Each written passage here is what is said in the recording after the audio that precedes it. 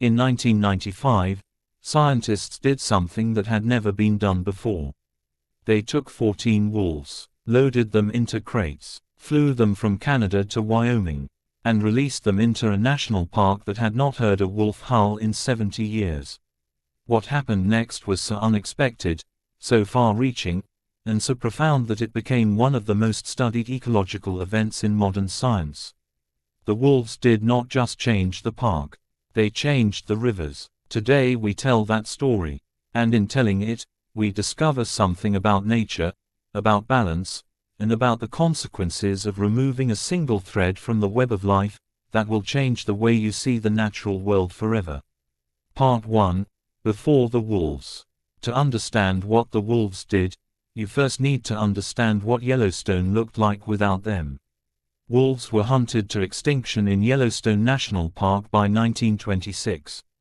The last wolf in the park was killed by government hunters as part of a deliberate policy to eliminate predators from the landscape. It seemed, at the time, like a reasonable decision. Fewer predators meant more prey animals. More prey animals meant more wildlife for visitors to see.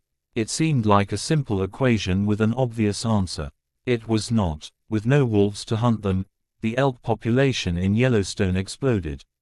Thousands of elk moved freely across the park with no predator to fear. And with nothing to fear, they changed their behavior in a way that would slowly destroy the landscape around them. They stopped moving. Elk naturally avoid open areas and riverbanks when wolves are present because those are the places where wolves hunt most effectively. Without wolves, the elk had no reason to avoid anything. They gathered in valleys. They lingered on riverbanks. They grazed and browsed in the same areas for extended periods, eating everything in sight. The willows along the rivers were stripped bare. The aspens were eaten down to stumps. The cottonwoods disappeared. The grasses along the riverbanks were grazed to bare dirt. Without the roots of trees and plants holding the riverbanks together, the soil began to erode. The rivers widened and became shallow and unstable. The water became warmer as the shade from riverside trees disappeared. The beaver population collapsed because there were no willows left to build the dams. Without beaver dams, the wetlands that supported dozens of other species dried up. Songbirds lost their nesting habitat. Fish populations declined as the rivers warmed and lost the complex structure. One missing predator. 70 years of slow ecological collapse. Part 2. The return. The decision to reintroduce wolves to Yellowstone was not made quickly or easily. Ranchers opposed it fiercely. They feared for their livestock. Hunting groups opposed it. Some local communities opposed it. The political battle lasted years. But the scientists prevailed. And in January 1995, the first wolves arrived. 14 wolves from Alberta, Canada were captured, health-checked, fitted with radio collars, and released into the Lamar Valley of Yellowstone National Park. They were nervous at first, cautious, unfamiliar with their new territory. They moved carefully, testing the landscape, establishing their ranges. Within weeks, they found the elk. And the elk, for the first time in 70 years, had something to be afraid of. Part 3. The fear of the wolf. Here is something that most people miss when they think about predators. The most important thing a predator does is not the killing. It is the fear. When wolves returned to Yellowstone, they did not immediately reduce the elk population significantly through hunting alone. There were 14 wolves in a park with thousands of elk. The numbers were nowhere near enough to make a dent through predation alone. But the fear changed everything.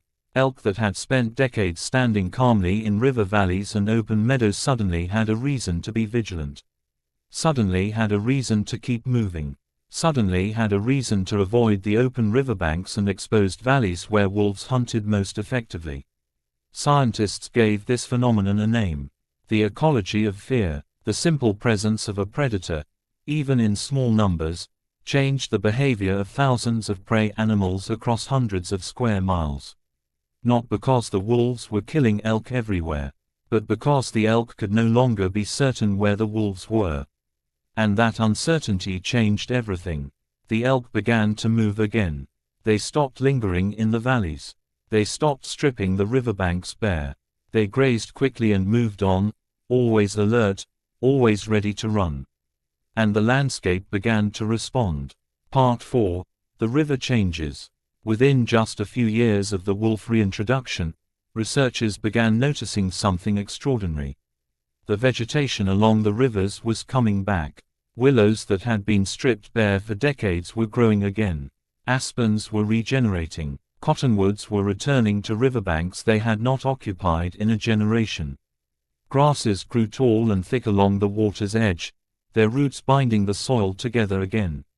The beavers came back. With willows available again, beavers returned to Yellowstone's rivers and began building dams. Those dams created ponds and wetlands. Those wetlands supported otters, muskrats, and water birds. The ponds created calmer water that fish preferred. Fish populations began to recover. As the riverbank vegetation grew back and the soil stabilized, the rivers themselves began to change. The banks became more defined and stable. The rivers narrowed and deepened. The meandering channels became more complex, creating the varied habitats that support the greatest diversity of life. The rivers literally changed their course in some areas, not because of rainfall or geology, but because wolves had changed the behavior of elk, which had changed the vegetation, which had changed the soil, which had changed the rivers. A wolf howl on a cold Yellowstone morning was, in a very real sense, the sound of a river changing direction. This phenomenon has a name in ecology: a trophic cascade, a chain reaction of change that flows through an entire ecosystem from the top predator all the way down to the physical landscape itself. Yellowstone became the most famous example of a trophic cascade ever documented. And the wolves were the trigger. Part 5. The wolf itself. We have been talking about what wolves do. Now let us talk about what wolves are. The wolf is the ancestor of every domestic dog on earth. Every breed from the Chihuahua to the Great Dane descends from the gray wolf. The domestication of the wolf, which began somewhere between 15,000 and 40,000 years ago, was one of the most consequential events in human history. The partnership between humans and wolves became the partnership between humans and dogs, and changed both species forever.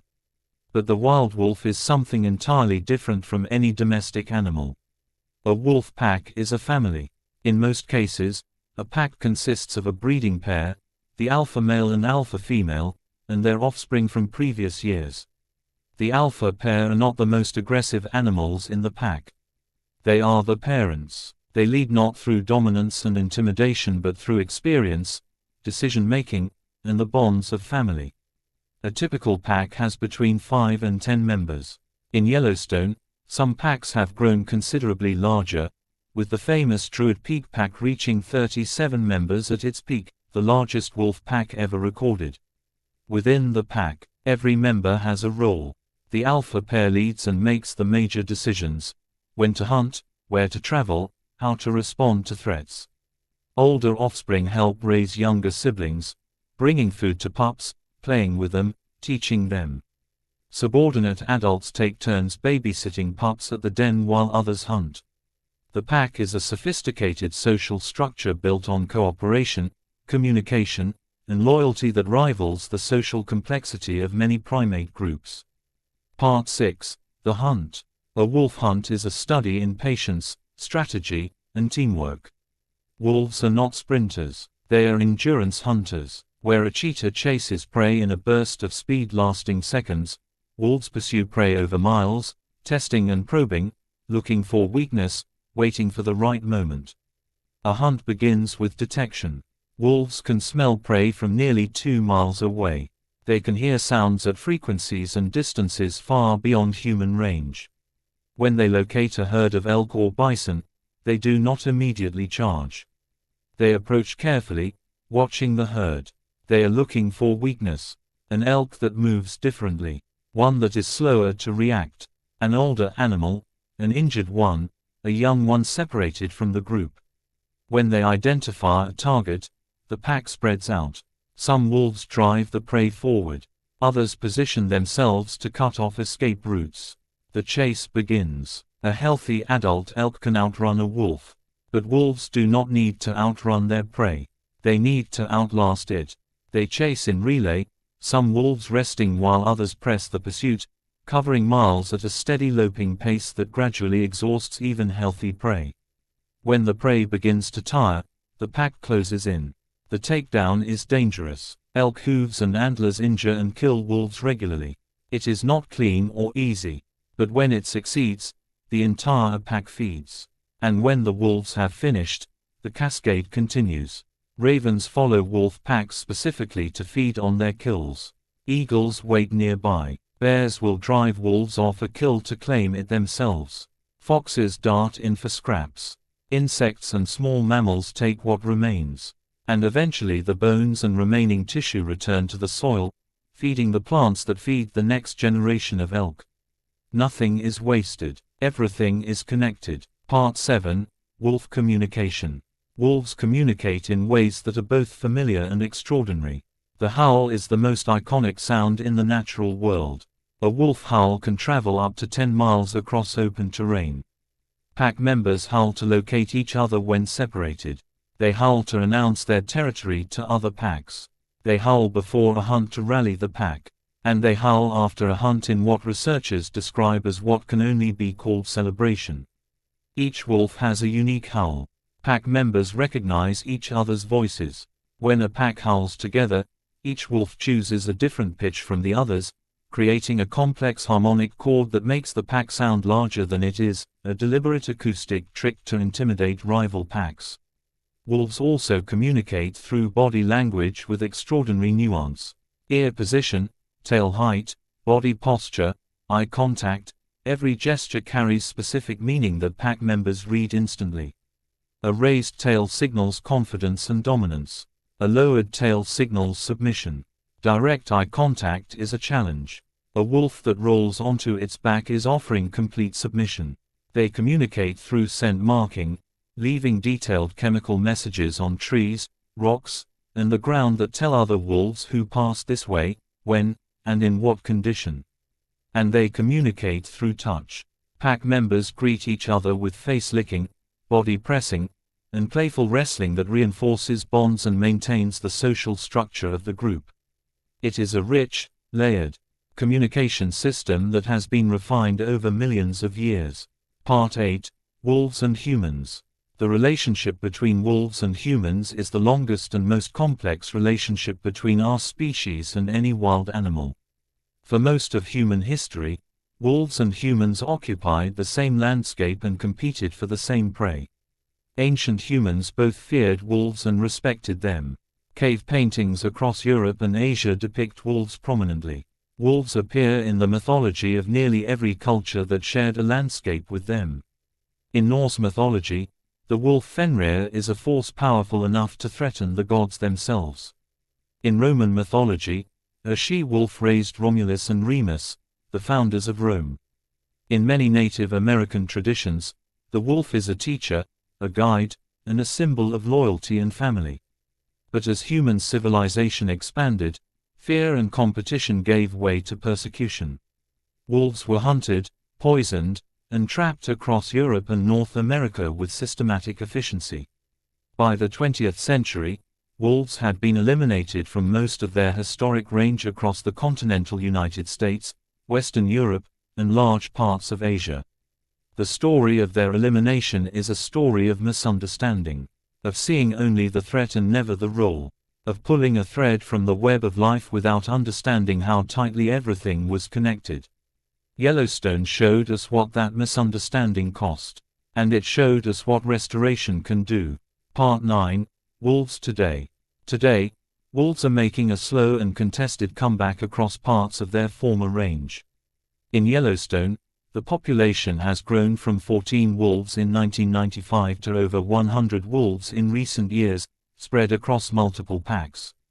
The ecological recovery of the park continues, though scientists note it is a complex and ongoing process. In Europe, wolf populations are recovering in Italy, Germany, France, Spain, and Scandinavia after decades of legal protection. In the American West, wolves have naturally dispersed from Yellowstone into Idaho, Montana, Oregon, Washington, and California. But the recovery is not without conflict. Ranchers continue to report livestock losses to wolves. Hunting communities debate the impact of wolves on elk and deer populations available for sport hunting. Political battles over wolf protection continue in legislatures and courtrooms across the United States and Europe. The wolf remains one of the most politically divisive animals on Earth. And yet the science is clear.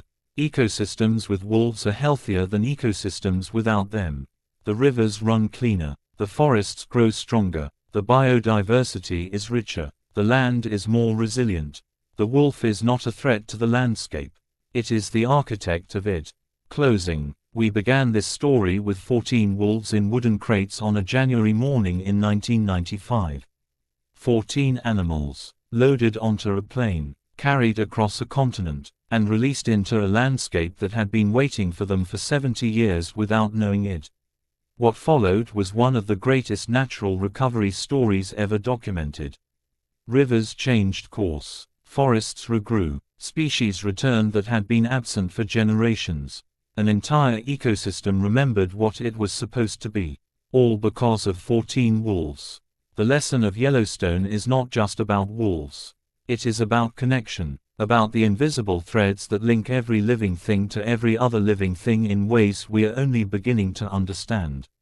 It is about the humility to recognize that when we remove something from nature, we rarely understand the full cost of what we have taken. And about the wisdom to restore what we have lost before it is too late. The wolf does not know it saved a river. It does not know it restored a forest.